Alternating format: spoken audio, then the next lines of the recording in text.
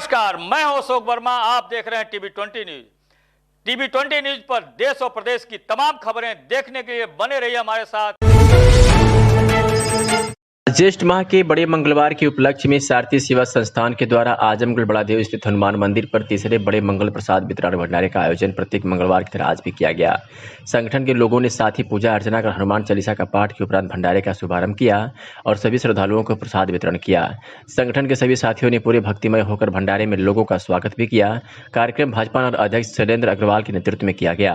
संगठन के सचिव विनीत सिंह यीशु ने कहा कि ज्येष्ठ माह के प्रत्येक मंगलवार को ऐसे ही भंडारे का आयोजन किया जा रहा है और हनुमान भक्तों में प्रसाद वितरण किया जा रहा है, जो आगे भी ऐसे जारी रहेगा। कैप्टन आशीष सिंह ने कहा कि मैं ऐसा आयोजन वास्तव में समाज को एक नई पहचान देगा और हम लोग पूरी टीम का सहयोग करते रहेंगे। साथ ही सारथी सेवा संस्थान के युवाओं को धन्यवाद, जो आप ऐसे आयोजन लगातार कर रहे हैं। मैं सदस्य संगठन के साथ कदम से कदम मिलाकर चलता रहूंगा। साथ ही अन्य युवाओं को भी बढ़ चढ़ कर हिस्सा लेना चाहिए। इस अवसर पर भाजपा नगर अध्यक्ष शैलेंद्र अग्रवाल, पवन सिंह सम्राट, ऋषभ राय, अश्विनी सिंह, सौरभ सिंह परमार, ऋषभ पांडे, गोलू गुप्ता सहित तमाम लोग उपस्थित रहे।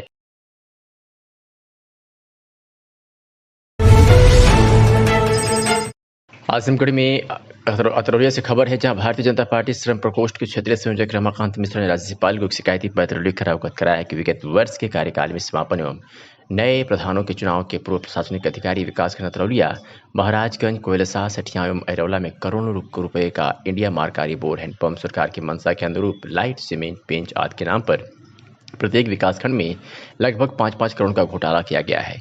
इन लोगों के द्वारा लगाए गए अधिकांश बिल वाउचर फर्जी है, जिसको संज्ञान में लेते हुए आयुक्त ग्राम विकास उत्तर प्रदेश में मुख्य विकास अधिकारी आजमगढ़ को एक कमेटी गठित कर पूरे प्रकरण का स्थलीय एवं अभिलेख की जांच कर 15 दिन के अंदर आख्या प्रस्तुत करने का निर्देश दिया।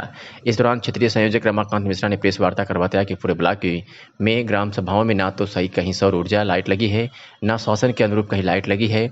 वहीं इंडिया मार्का रिपोर्ट तथा सीमेंट बेंच आदि में करोड़ों रुपए का घपला किया गया है।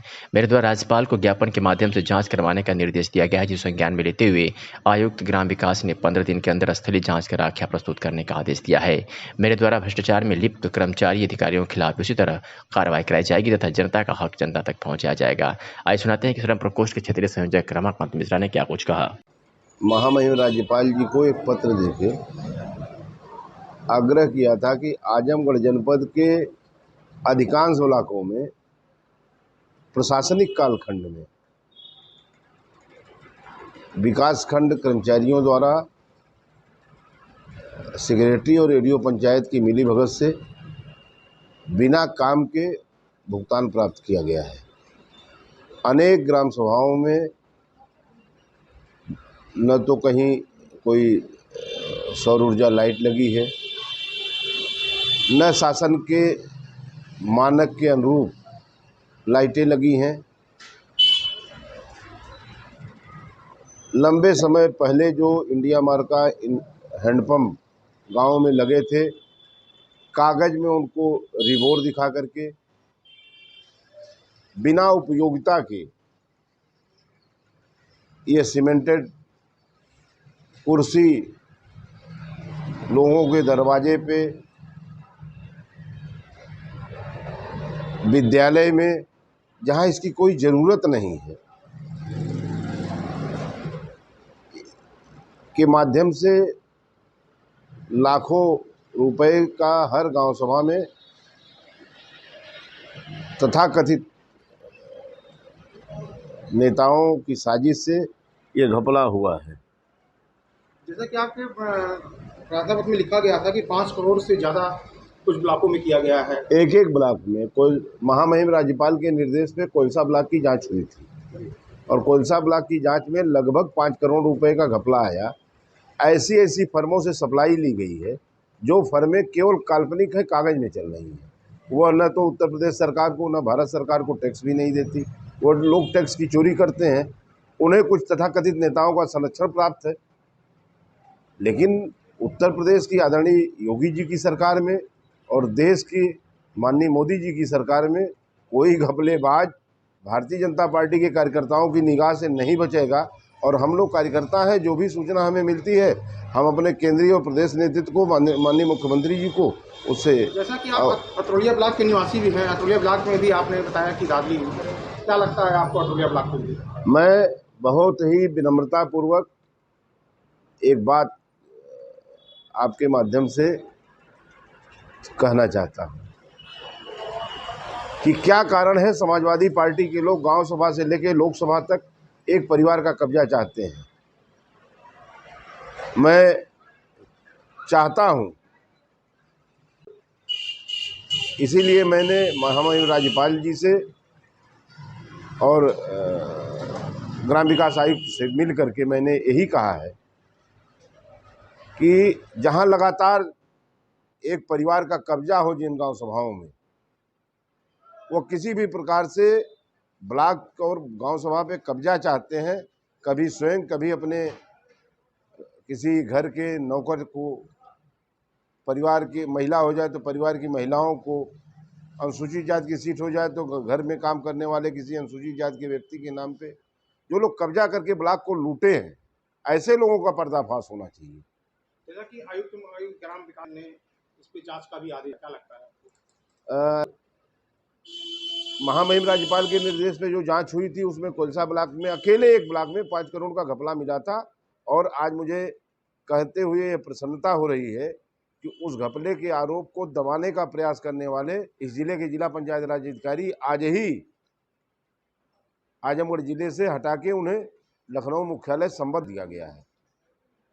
भी घपलेबाज इस सरकार में बचेगा नहीं। आप देखते जाइए, विकास का पैसा हमारे दल के संस्थापक आदरणीय श्रद्धेय दीनदयाल उपाध्याय जी का जो सपना था कि समाज के निचले पायदान पे खड़े व्यक्ति के समग्र विकास की परिकल्पना भारतीय जनता पार्टी अपने दर्शन के माध्यम से करती है।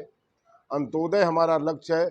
आज हमारे प्रधानमंत्री जी, हमारे मुख्यमंत्री जी, हमारे राष्ट्रीय अध्यक्ष जी, हमारे प्रदेश अध्यक्ष जी, प्रदेश के महामंत्री संगठन जी, गांव गरीब किसान, झुग्गी झोपड़ी में रहने वाले इंसान का जीवन स्तर आदरणीय मोदी जी सुधार रहे हैं।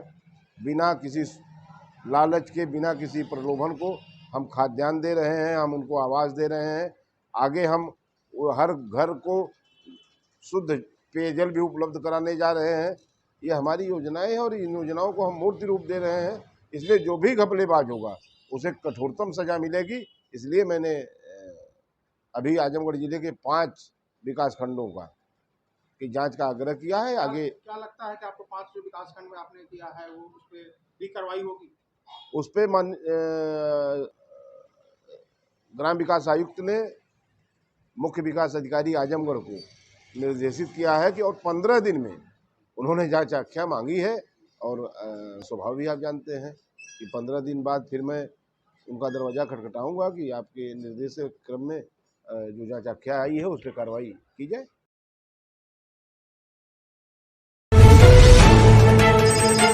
और ये तस्वीरें और ये खबर आपको लखनऊ के गोमती नगर से दिखा रहे हैं, जहां श्री राम कथा में पूर्व मंत्री यशवंत सिंह सहित कई दिग्गज शामिल हुए। तस्वीरें आपके सामने है जो उत्तर प्रदेश की राजधानी लखनऊ के गोमती नगर विस्तार से आपको दिखा रहे हैं, जहां श्री राम कथा में पूर्व मंत्री यशवंत सिंह सहित भाजपा के कई दिग्गज शामिल हुए।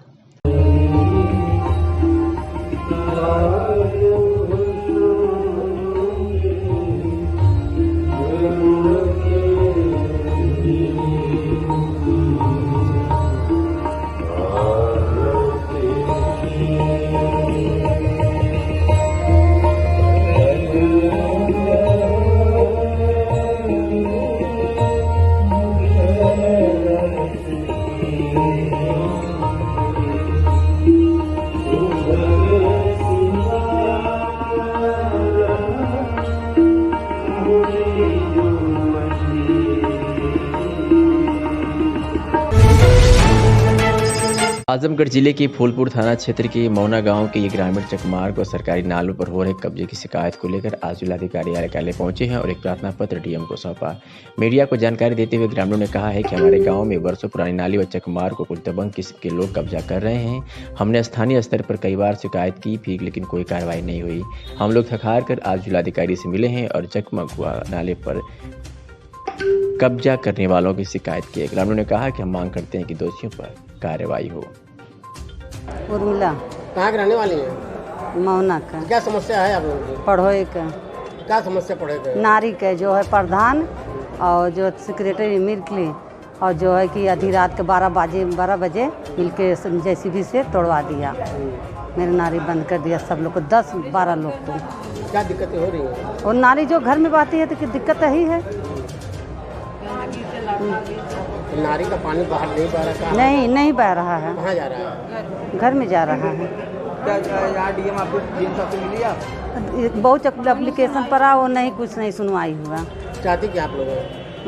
क्या चाहती हैं? चाहती है नाली बनने के लिए। क्या नाम है आपका? भगेलू गौड़। क्या समस्या है, क्या डीएम ऑफिस आए आप? समस्या ये है सर जो है कि हम लोग की नाली बनी हुई थी 2019 में, प्रधान बनवाए थे जो है। कौन प्रधान बनवाए? प्रधान बनवाए थे लालमन हरिजन है, हाँ कोई बनवाए थे। उसके पहले जो 15 साल पहले हमारे यहाँ प्रधान सुभाष राय थे, वो भी बनवाए थे। वो सब जो नाली सब जो प्रधान ने 12:30 बजे JCB से पटवा के उसको तोड़वा दिया जो है। हम लोग का पानी जो नहीं बह रहा है जो है, हम लोग बहुत एप्लीकेशन लिख के दिए सर, और कोई सुनवाई नहीं हुई आज तक ले। और मैं मौना का बूथ अध्यक्ष BJP का हूँ जो है। उन लोग की जो यही जो है जलन है कि ये जो मौना बूथ अध्यक्ष है BJP का, और वो सब समाजवादी हैं सर, वो सब यादव हैं। और हमारे ब्लॉक पे जितने सब कर्मचारी हैं सब आधा सब यादव भी हैं। हम सर यही चाहते हैं कि हमारी नाली बन जाए जो है। उत्तर प्रदेश की योगी सरकार लगातार अवैध कब्जे व सरकारी चक्रोड खड़ंजा नाली पर अवैध रूप से अतिक्रमण कर लोगों को खिलाफ कठोर से कठोर कार्रवाई करवाकर खाली करा रही है। वहीं आजमगढ़ जिले के चाहनागंज थाना अंतर्गत किशनपुर गांव के लोगों ने खड़ंजा पर अवैध अतिक्रमण करने का आरोप लगाते हुए जिलाधिकारी सदर को प्रार्थना पत्र सौंपकर अवैध अतिक्रमण को हटाने की मांग की है। गाँव के निवासी दिनेश सिंह ने बताया कि गाँव के आने जाने के लिए चक्रोड बनाया गया है। चक्रोड और नाले पर गाँव के ही दबंग का कब्जा है, जिसकी शिकायत कई बार की गई है। पुलिस मौके पर आकर दिशा निर्देश देती है, लेकिन फिर भी दबंग मौके पर कब्जा कर लेते हैं। आज भी जिलाधिकारी सदर को प्रार्थना पत्र दिया है। उन्होंने संबंधित अधिकारियों को निर्देशित किया है। तोरे घर करा के खड़ा हो आदि खड़ा हो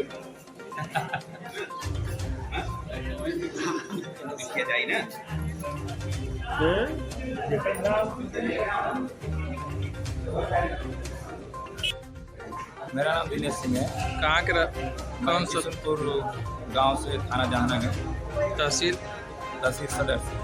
क्या है मामला? ये कि बिल्कुल 15-20 लोगों का जो है रोड बिल्कुल ब्लॉक कर दिया गया। अतिक्रमण की स्थिति बनी हुई है।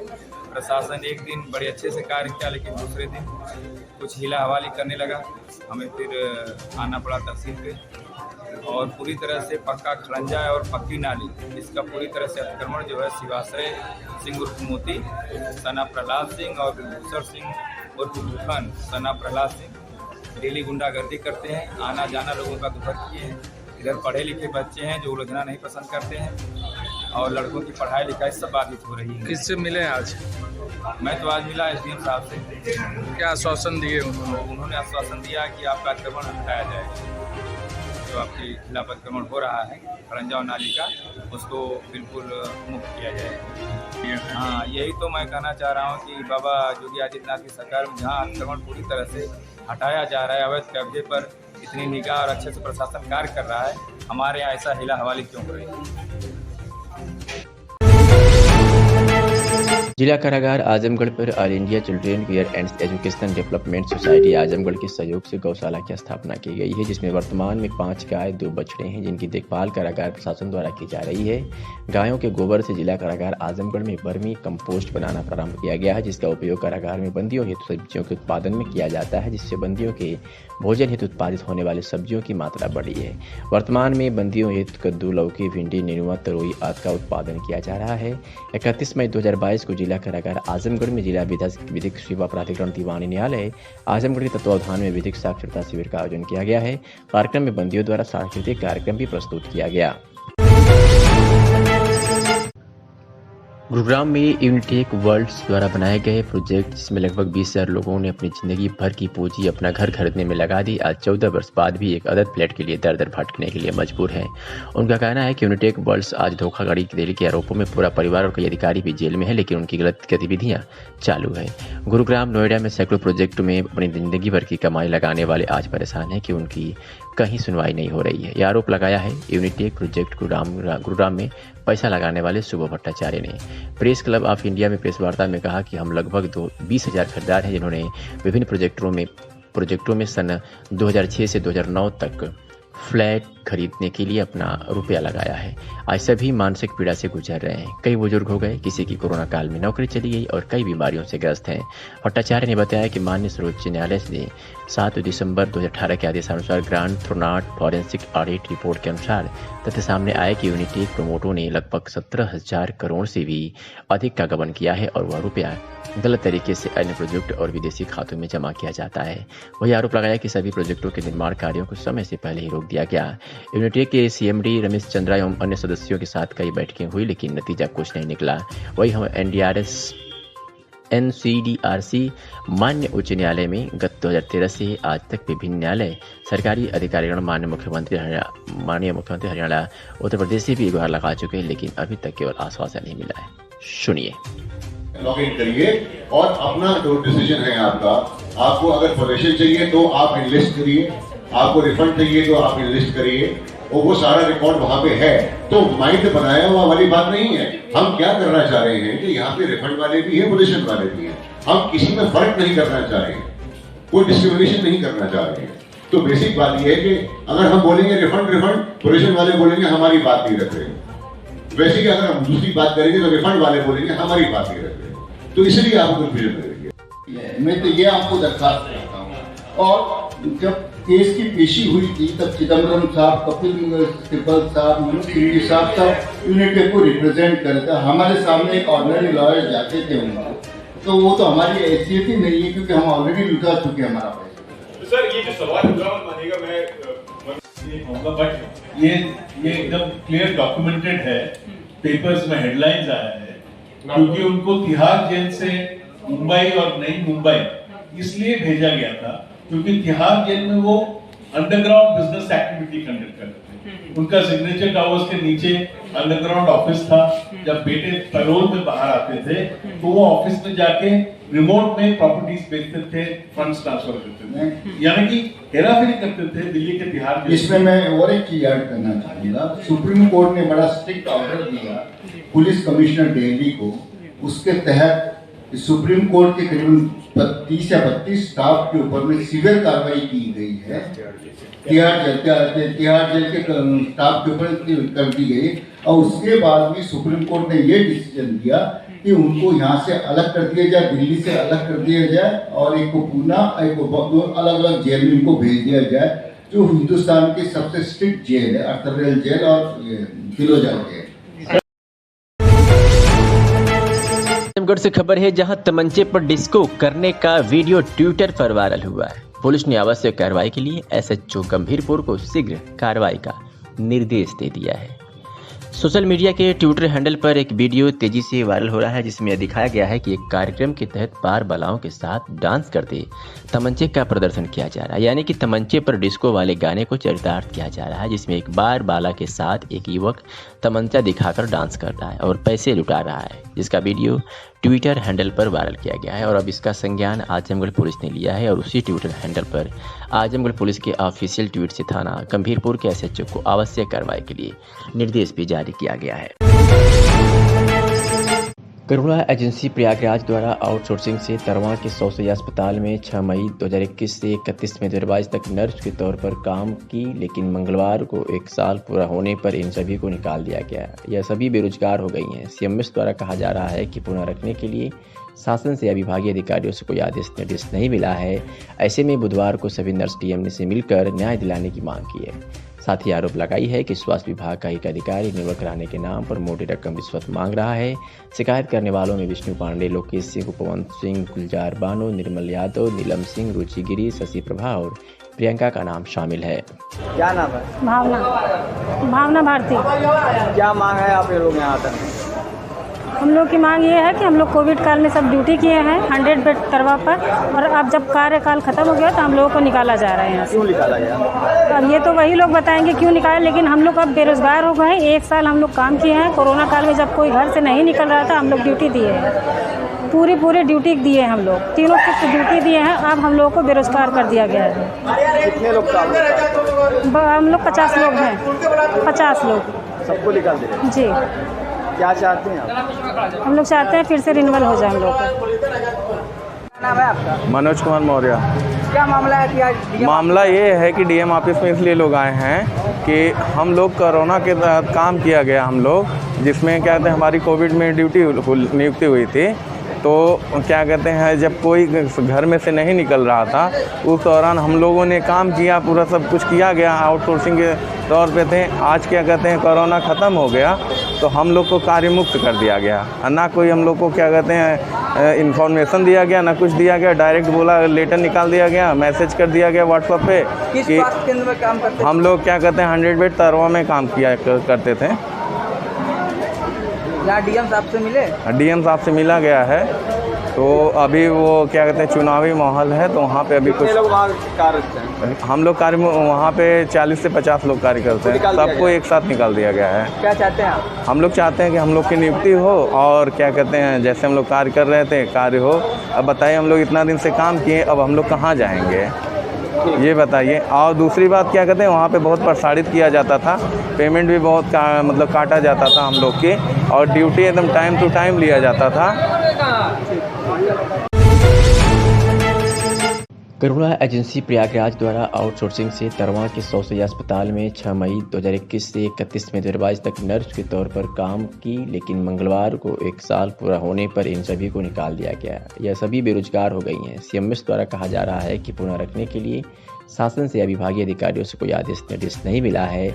ऐसे में बुधवार को सभी नर्स डीएम से मिलकर न्याय दिलाने की मांग की है। साथ ही आरोप लगाई है कि स्वास्थ्य विभाग का एक अधिकारी नियुक्त कराने के नाम पर मोटी रकम रिश्वत मांग रहा है। शिकायत करने वालों में विष्णु पांडे, लोकेश सिंह, उपवन सिंह, गुलजार बानो, निर्मल यादव, नीलम सिंह, रुचि गिरी, शशि प्रभा और प्रियंका का नाम शामिल है। क्या नाम है? भावना भारती। क्या मांग है आप लोग यहाँ तक? हम लोग की मांग ये है कि हम लोग कोविड काल में सब ड्यूटी किए हैं 100 बेड तरवा पर, और अब जब कार्यकाल ख़त्म हो गया तो हम लोगों को निकाला जा रहा है यहाँ से। क्यों निकाला गया?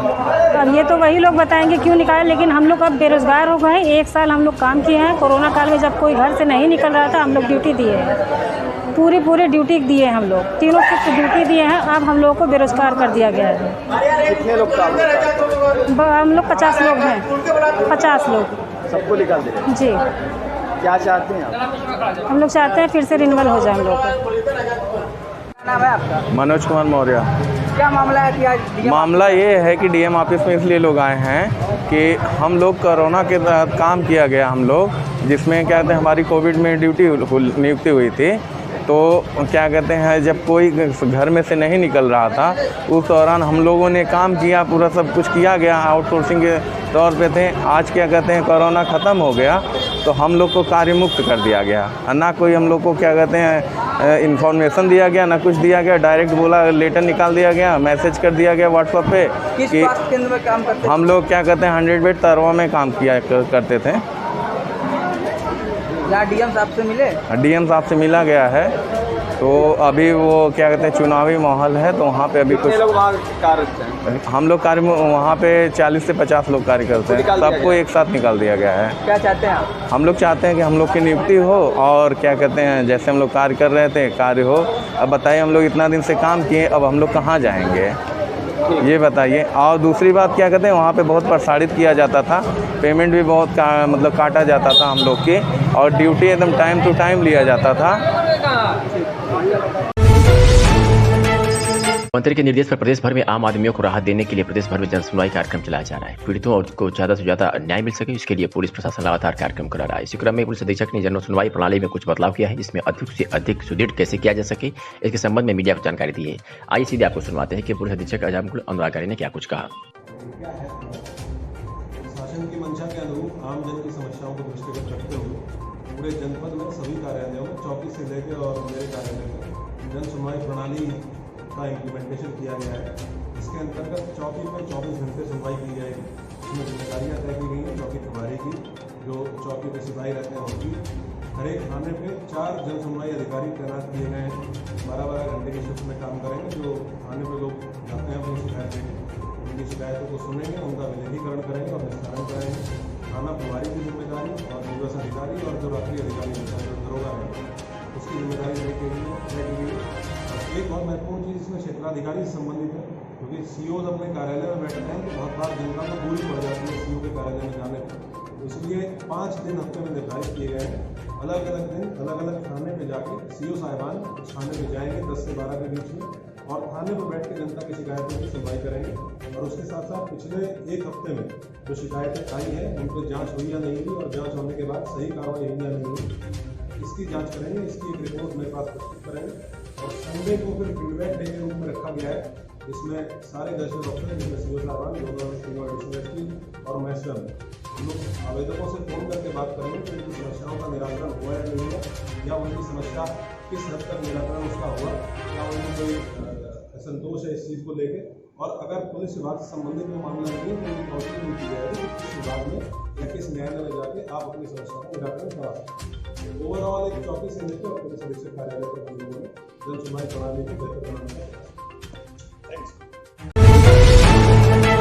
पुलिस अधीक्षक के निर्देश पर जिले भर में पुलिस अलर्ट मुद्रा में है और पुलिस हर छोटी बड़ी घटनाओं को गंभीरता से ले रही है और लगातार कार्रवाई कर रही है। इसी क्रम में थाना बिलरियागंज पुलिस ने 2 पक्षों के बीच हुई मारपीट में महिला को चोट लगी, जिसकी इलाज के दौरान मौत हो गई। इसके संबंध में अपर पुलिस अधीक्षक ग्रामीण सिद्धार्थ ने जानकारी दी है, सुनिए। 31/5/22 को थाना बिलरियागंज के ग्राम चीही में रात करीब 8 बजे खेत में लगे पत्थर को उखाड़ने की बात को लेकर 2 पक्षों के बीच मारपीट की घटना हुई थी, जिसमें एक पक्ष से लोगों को चोट आई थी।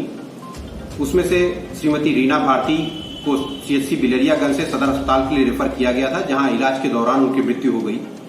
इस संबंध में थाना बिलरियागंज पर मुकदमा अपराध संख्या 111/22, धारा 147, 148, 149, 323, 307, 302, 504, 506 आईपीसी पंजीकृत किया गया है।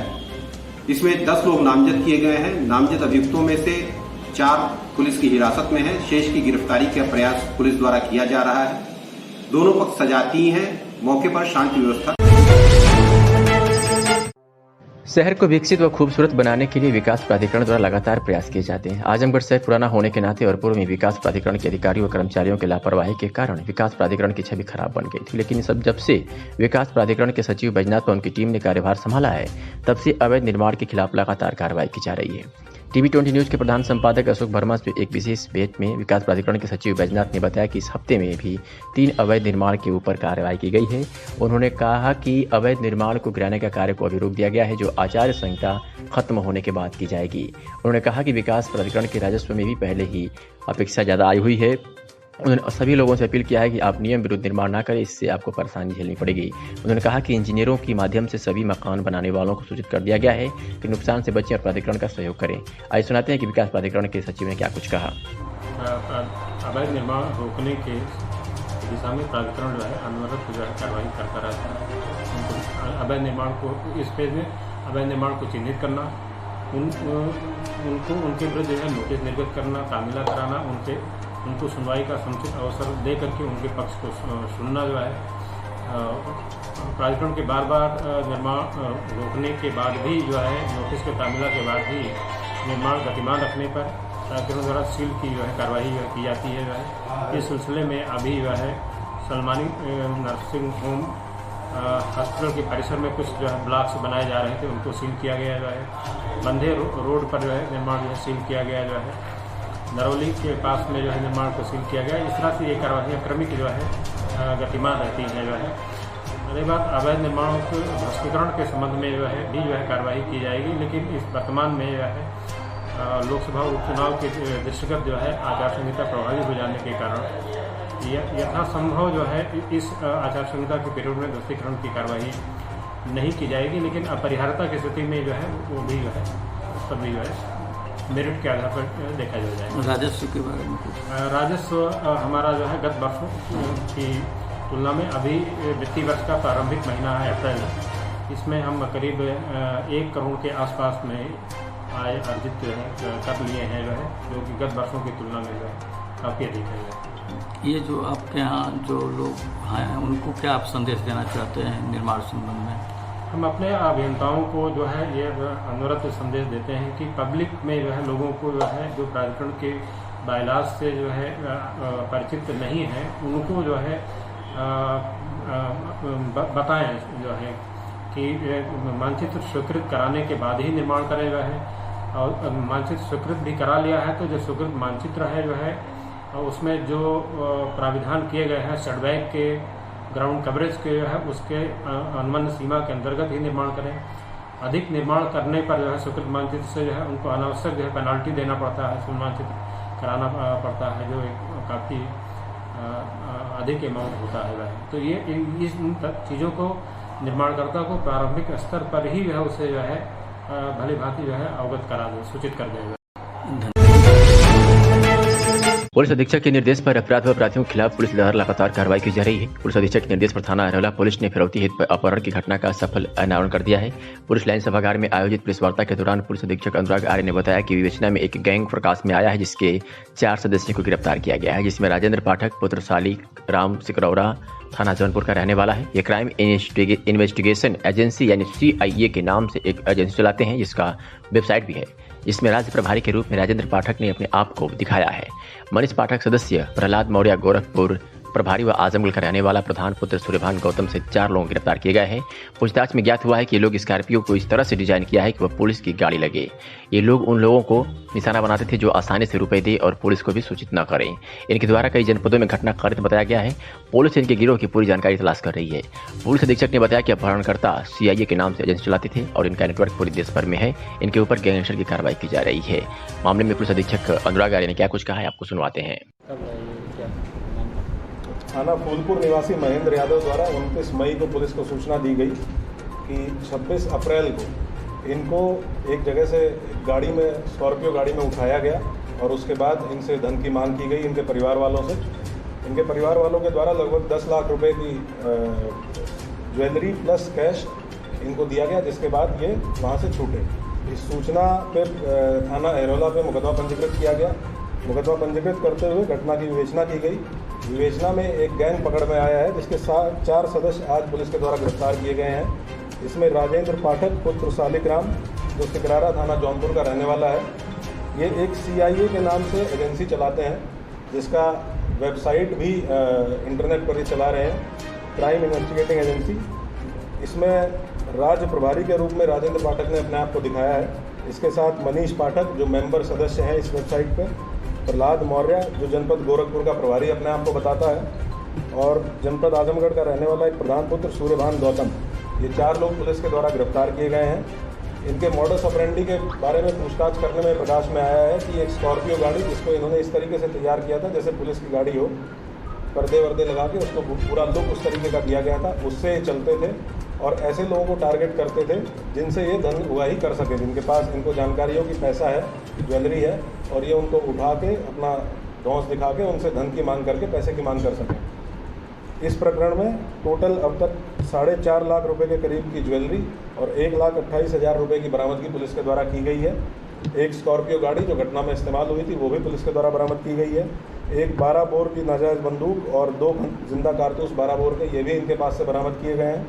इनके द्वारा अब तक कई जनपदों में घटना कारित करना बताया गया है, जिसके संबंध में विस्तृत विवेचना की जा रही है। और ये गैंग पुलिस के द्वारा वर्कआउट किया गया है भोले वाले लोगों को टारगेट करके, या फिर ऐसे संदिग्ध चरित्र के लोग जिनको ये टारगेट करके वसूली कर सकें और वो पुलिस को सूचित ना करें, इस भय से कि उनके जो कृत्य हैं वो सामने आ जाएंगे। ऐसे कृत्य के बारे में पुलिस को सूचित नहीं करते थे, इसीलिए इनके द्वारा ये रैकेट चलाया जा रहा था। इसमें अभी और विस्तार से पूछताछ की जा रही है, क्योंकि जब इस वेबसाइट का अध्ययन किया गया तो ये ऑल इंडिया स्तर पे इसके पदाधिकारी उस वेबसाइट पर दर्शाए गए हैं। तो ये भी अभी हम लोग इसमें इन्वेस्टिगेट कर रहे हैं कि किस किस जनपद में इनका नेटवर्क फैला हुआ है, जो इनके मेंबर्स बनाए गए हैं, उनकी क्या गतिविधियाँ हैं।